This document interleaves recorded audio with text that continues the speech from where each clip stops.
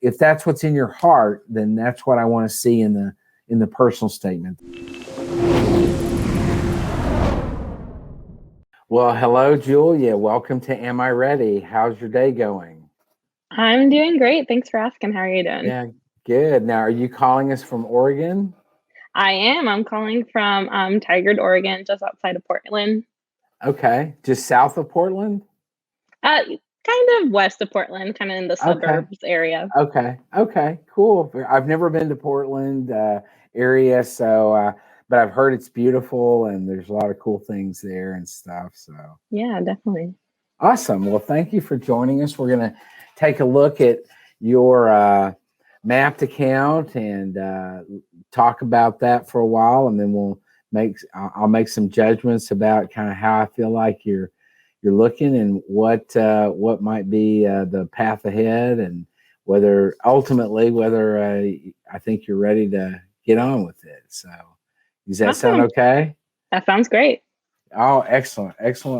So we'll look at your mapped account. Well, first we're going to look at your GPA information here, and what we see here is on the graph is a GPA of 3.72 as a cumulative, and a science GPA of 3.63. So seems like you're a pretty good student, and that's good.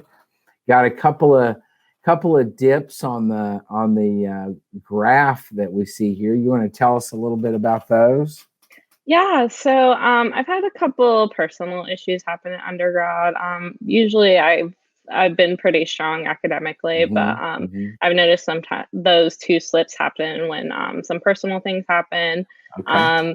My parents got divorced, so I had to kind of be in the middle of a lot of that, and then also one of my close friends passed away, so that was another dip. So those definitely were in difficult times where my grades did slip a little bit. Yeah, understandable, and that those things happen, and the key is the recovery part of it, and looks like you did a excellent job of recovering from those dips. And the dips weren't awful. We see that first dip went down to, I guess, around a 3.2, 3.3, and then the other dip was still above a 3.0 in that semester. And so all in all, you have a really nice looking GPA and science GPA. Now, what's your major? I am a biology major with a psychology minor. Okay, excellent. Those ought to fit well with the studying for the MCAT and stuff like that. So. They have been very helpful. I bet. That's great. Good. Well, that looks really good. I think the graph shows us some really nice stuff and gives us a good indication. So keep up the good work. And now, when do you graduate? I am graduating this upcoming June, so pretty soon. Oh, wow! So that's wonderful. So you're anticipating taking a gap year then? Yes, I'm planning on taking a gap year. Yeah. And what are your plans for your gap year? So I have a couple internships I applied to, so I'm waiting to hear back from those. Otherwise, I do plan on getting a little bit more clinical experience throughout that year, possibly working as an MA or scribing. Yeah. Okay. Yeah, that sounds really good. Both of those are great clinical experience. A bit different. You get probably a little bit more direct patient contact and stuff as an MA than you do as a scribe, but some of that even depends on the scribing position and who you're scribing for, and how involved they let you be and stuff like that. So, but both of those are great experiences. So I think you're on the right track in terms of getting those during your gap year. Excellent. Definitely. Well, let's move down to on the dashboard. Let's move down to the bottom to your MCAT graph. Look at that. So we see an MCAT graph that gives us a little bit of an indication of kind of where things stand right now. Now, if you could go over to the tab on the left of the MCAT tab click on that. So these are all practice tests, I take it? Yeah, these are all practice tests. Okay. So good. So there's some good growth in those. You started off last November with a 491 as kind of a diagnostic type test, probably. Yeah, I see that for half-link diagnostic, and then you moved up from there to a 494, and then your latest practice was a 501. So that's good. That's good growth. Now, when is your so your target date is May the 1st. Is that you already have that scheduled? Yes, I have that scheduled. Okay, excellent. May Day. So that's what when I was growing up, that's what we called May the 1st, was May Day.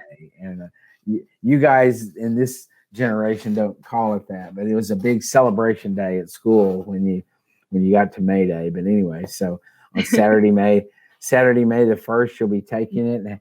And how's the preparation for that going? It's going fairly well. It's been a little bit difficult to go school with the MCAT, but for the most part, it's been okay. I've kind of tried to reel back all my other commitments to make sure that I can focus and do this well.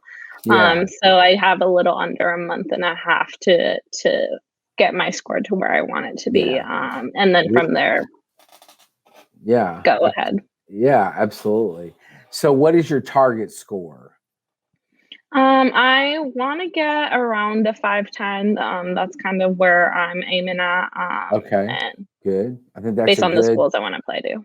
Yeah, that sounds good. And we'll talk in a little bit about the schools that you're looking at and kind of where we want to be with that. So yeah, but I think that's a good target score. And also I think it's a good target score that's not out of reach for you based on the progression that you've had here from the beginning up to the last test that you took earlier in March. So yeah, so that sounds good to me. Yeah, very good. Now, are you finding the materials? You're using Blueprint materials, I take it? I am not. So I actually am using Kaplan materials and the double AMC materials. So that's mostly what I did. I just used the free diagnostic with Blueprint. Gotcha. Yeah, gotcha. Okay, good. Well, I think that sounds good. And obviously the double AMC practice tests are great practice tests to involve yourself with, taking those as many of those as possible, get you used to the rigor of the test, but also gets you to build the stamina you need, both the mental stamina as well as the physical stamina to take the full test. And so, keep up the good work with that. And that sounds good. Excellent. Yeah, perfect.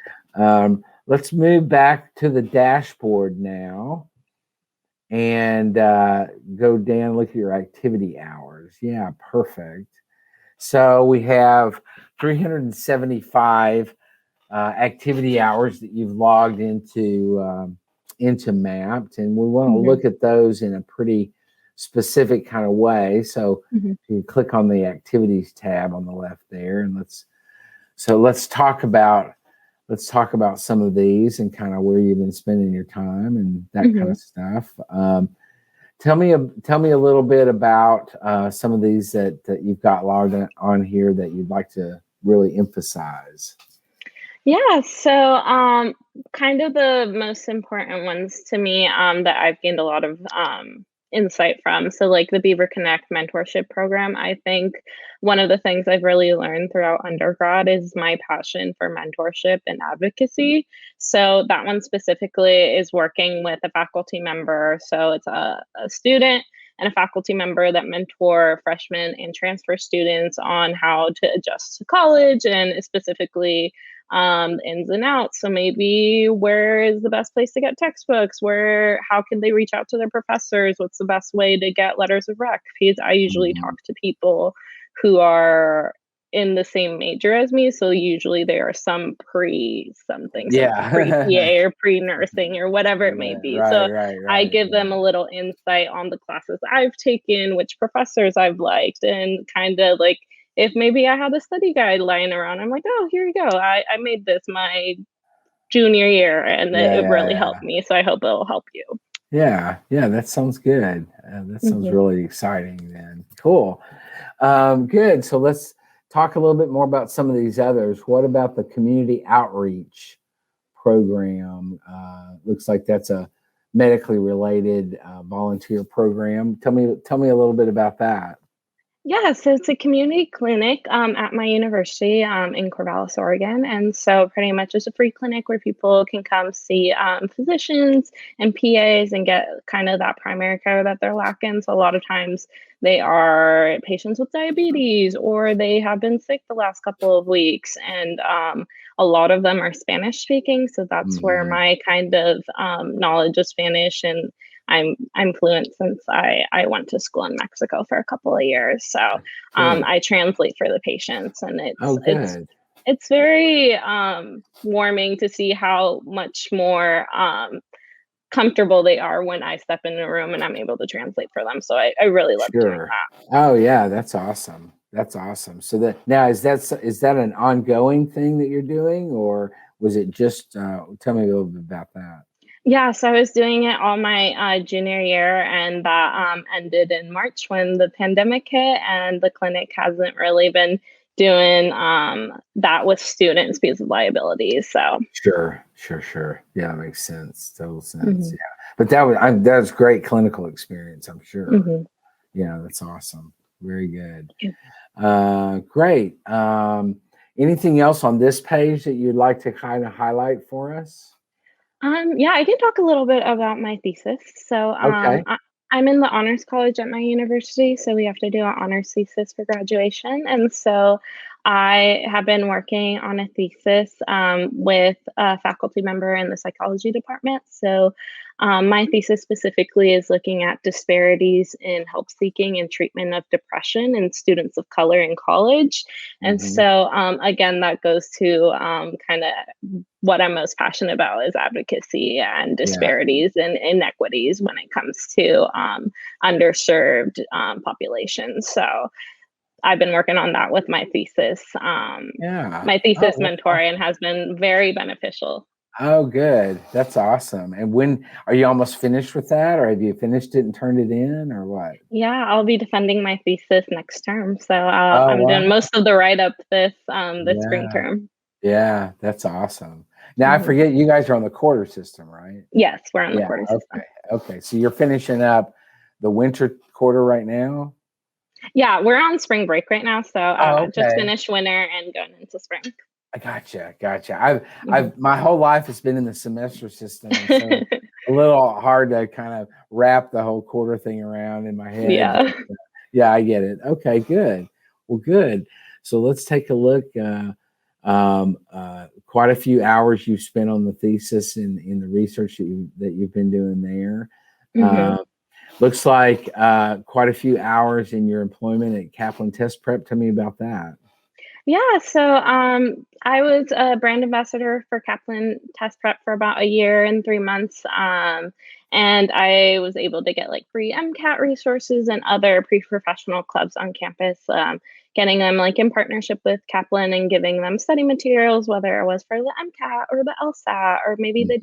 DAT, and just connecting with students on ways that they could get those resources. Yeah, awesome. That's really good. So that was up until last March when I guess COVID ended that as well. Yes. Yeah. Right. So quite a few hours that you spent, also 600 hours that you spent with the Minority Association of Pre-Medical Students. Let's talk a little bit about that. Yeah, I would say this is my most meaningful experience just because this is something that's near and dear to my heart. Mhm. I've been with this club since I was a freshman. and I've served as president the last 2 years. And so it's a lot of work with getting our students access to resources and people and meetings and where they can connect with other medical students and physicians that look like them, as well as addressing health inequities, specifically in underserved communities when it comes to communities of color. And so a lot of that has to do with we've planned 3 conferences, so we do one a year. And so a lot of those hours is planning that conference where we have around 100 to 200 pre-med students come from all over our region. And so it's a lot of meaningful experience because we get to connect with physicians who are going to talk to the conference, and deans, and all these different things, so that we can make sure the pre-meds are getting those experiences. Yeah, that's awesome. Yeah, very good. Very good. Sounds exciting. Good. So let's move on to page 2 of this, see what's on there.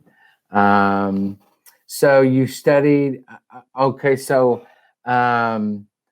the theme I see continuing, the Office of Institutional Diversity, where you were, I guess, working there at OSU and helping out in that office. And I'm sure that was near and dear to you also, just because of what you just discussed. Yeah. That's kind of the general theme of everything that I do has to do with that. Right.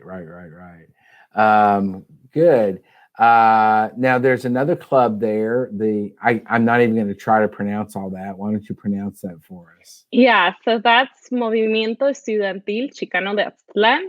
And so that is a Latinx-based club here on campus. And so it's about creating a community for Latinx communities, specifically students in a predominantly white institution. So whether that is community events, like we just had a motivational speaker come and talk to us, and a loteria night, which is like a Latinx version of bingo, and different things like that to create a sense of community. Oh yeah, so I'm sure that's been very fulfilling. It definitely is very. I guess it's nice to see people that look like you in a space where you usually don't. So it's nice to meet people who have the same interests as you, and traditions and music tastes. Sure. Good.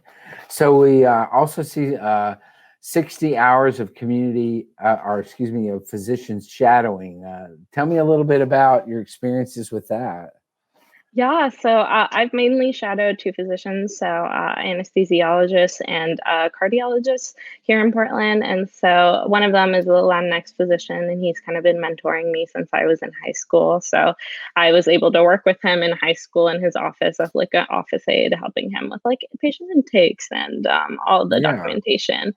And then I've just kind of shadowed him on and off when I'm back home from college at his cardiologist office. And then most recently, I shadowed this anesthesiologist during this COVID stuff a couple months back. And it was really cool to see her. She was on call. She took me to her on-call room. She took me on her rounds, and it was really exciting.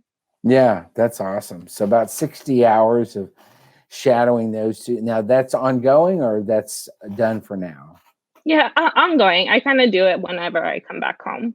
Okay, cool. Now, how far is OSU from your home? It's about an hour and a half drive. Oh, okay, so not too bad. Not too bad.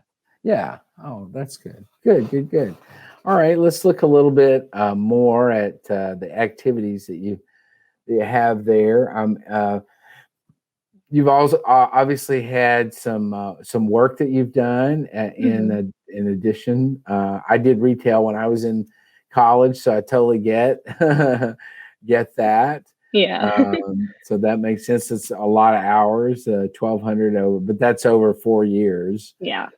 So that makes total sense. SNMA, I see that you've spent quite a few hours there as well, and you're on the leadership team of that. So for Region 1 of the SNMA, I am a pre-medical representative. So I help our kind of our MAPS initiatives in the whole region. So that's helping other MAPS chapters on the West Coast. And then specifically, me and an Oregon physician just built a whole mentorship program for Oregon pre-med. So that's a lot of the work as well. Okay, that's awesome. Yeah, 240 hours of that, and it seems like you really dived into that as well. Definitely. Cool, cool. Now, tell me a little bit about the Social Connection Project, Salud Clinic. Yeah, so this was an experience I got in the COVID era. So, in about May, some medical students from OHSU reached out to our club and said they needed volunteers, specifically bilingual volunteers. So, I offered myself, and we received some training on talking to patients who maybe aren't feeling as socially connected because of the pandemic. So, it was these phone calls, as well as the salute part was we worked with a clinic in Hillsborough that specifically dealt with farm workers, Hmm. Spanish speaking farm workers Right. who maybe didn't have as much of, they had a language barrier when it comes to filling out those clinic intake forms. So we would call them, help them fill those out, and get that in for them. Gotcha. Gotcha. Okay. So that's also very fulfilling, I'm sure. Yeah, it's really nice to get to speak to people, and especially when even if their families are from the same state as mine in Mexico, as my Hmm. parents, and then Hmm. they just feel so much more comfortable around me, and Yeah. it's really nice to see. Yeah. Yeah. That's awesome. Yeah. Good.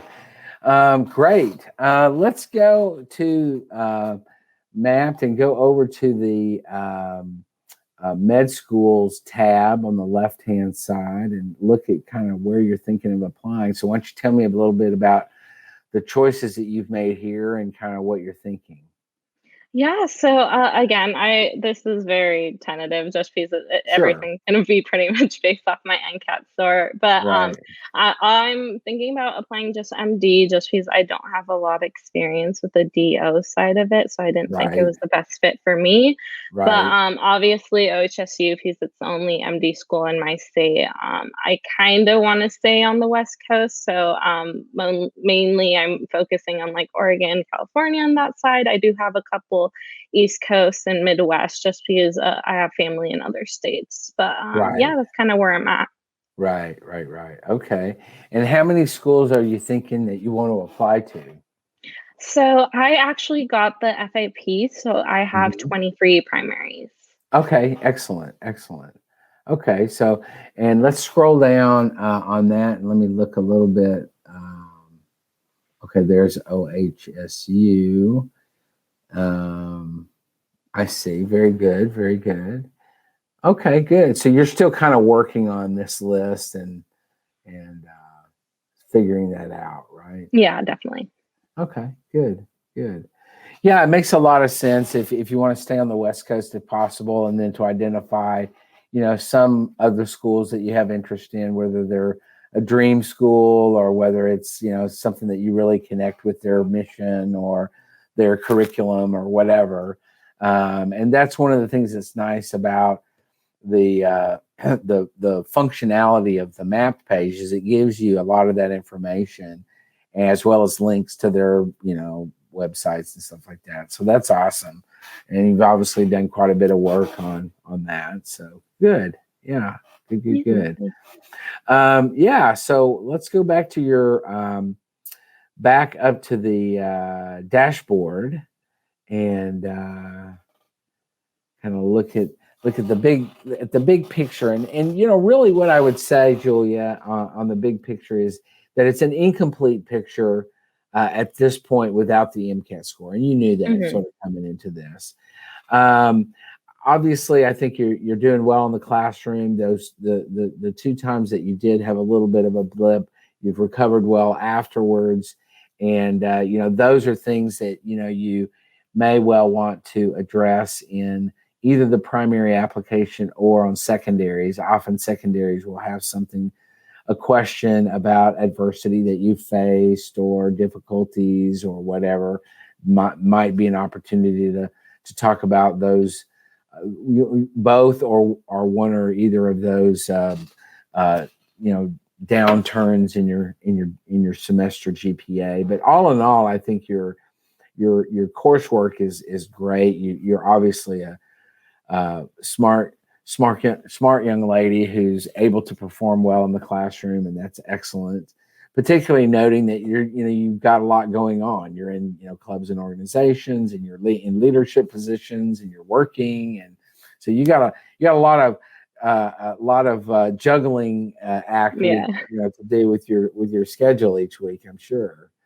Yeah. My family says you're always in a meeting or you're always doing homework. That's kind of you're juggling a million things at once. Yeah.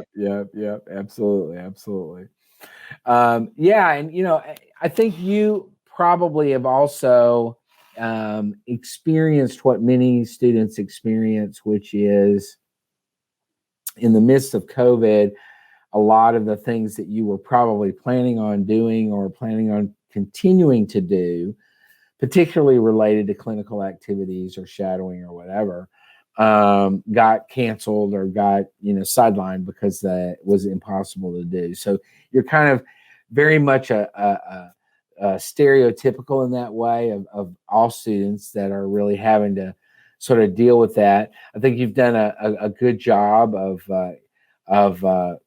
finding things and doing things that exhibit the passion that you have, and that's what I would encourage you to do really when you're working on or doing your personal statement or those secondary questions and stuff, is allow the passions that you feel, which are clearly surrounding underserved populations, specifically Hispanic populations in the Oregon area that you live in, and others where you go to school, and in really connecting and showing. And you said it well, I think. You said when the patient walks in, or when you walk in and they see you and you speak their language, it has an immediate impact. The calmness kind of sets in, and I think you didn't really use that word, but you that's basically what you said, I think, and that's awesome, and that really does show the passion that you have, and I really would encourage you in your personal statement and other narratives that you're going to complete for the application process, that you really highlight that very, very significantly, because if that's what's in your heart, then that's what I want to see in the personal statement. That's what I want to see. I want to hear your story, and I want to hear where your passions are, where your heart is, and that's going to make the most meaningful impact, I think, when the reader at the medical schools that you're applying to, or the interviewers, or the admissions committee members are reviewing your file, to be able to see that. They can see that you've done things, but also that you've done things that are very meaningful to you, and that you have a passion about, really rings, true for you. And so I think that sounds like kind of where you are. Is that, have I got it about right? Yeah, I think specifically, like when you look at my activities, when everything is based off advocacy and diversity, because that's just what my heart tells me to do, and that's where the best work comes from me, because I'm very passionate about it. Yeah, that's awesome. Yeah, absolutely, that's great. Very, very cool. And I'm sure that'll come out in your application, not only in the list of activities that you've done and the way you talk about those activities, but also in that personal statement and in those secondary essays and stuff, that this is going to, really be a consistent theme throughout your application, and that will be great. Yeah, definitely. Yeah, absolutely. Great. Well, I think that the incomplete picture, really what it leads me to say is, often we use the metaphor of the traffic signal, the red light, the yellow light, or the green light. And so I'd really give you a yellow light, and that is only because it's an incomplete picture. I think that you're passionate about the things that you've done. You've done a great number of things that really show that passion. And as we were just talking about, you're great in the classroom. In addition to doing all the stuff that you do, you're able to continue to have a good, strong GPA, and that's important. So that's a real a plus for you. So I give you that kind of yellow light simply because of the MCAT and not having that score yet. But I would really encourage you to plan on this being your application year. I definitely think you're ready, depending on kind of how things play out with the MCAT. You'll get that score right around the time when you can submit AMCAS.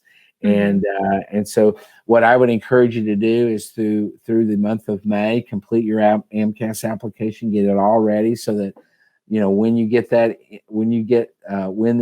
you're able to submit the application, and when you have your score, then you can submit it based on the score and the school list that you want to do, which would be a lot, not just based on the score, because Dr. Gray really emphasizes, which I totally agree with, the idea that it's not all about the numbers. It really is about your passions, as well as the mission and values of the institution and how those connect with each other.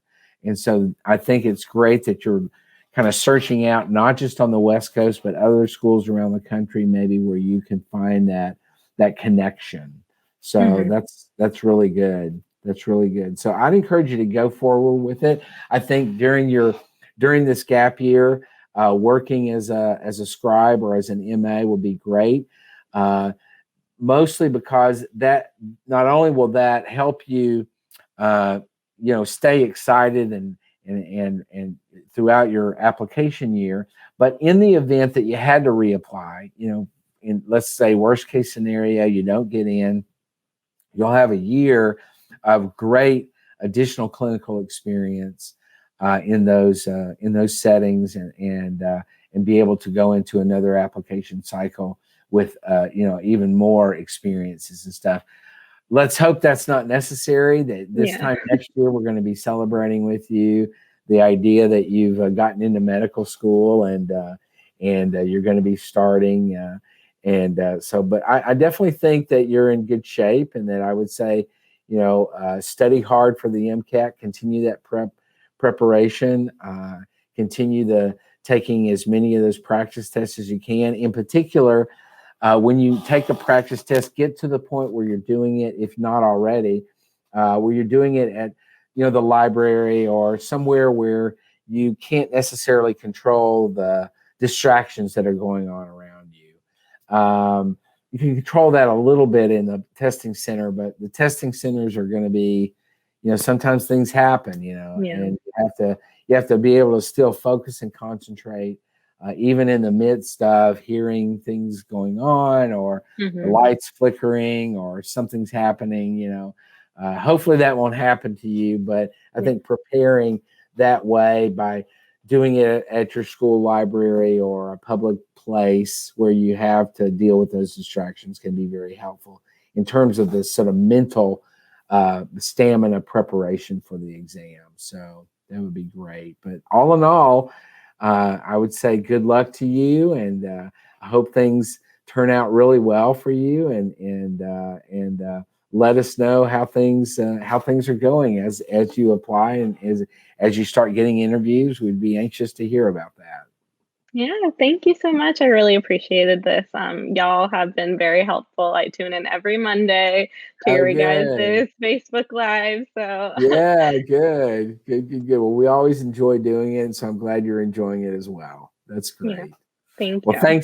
thanks again, Julia. It's nice to have met you. Nice to meet you too.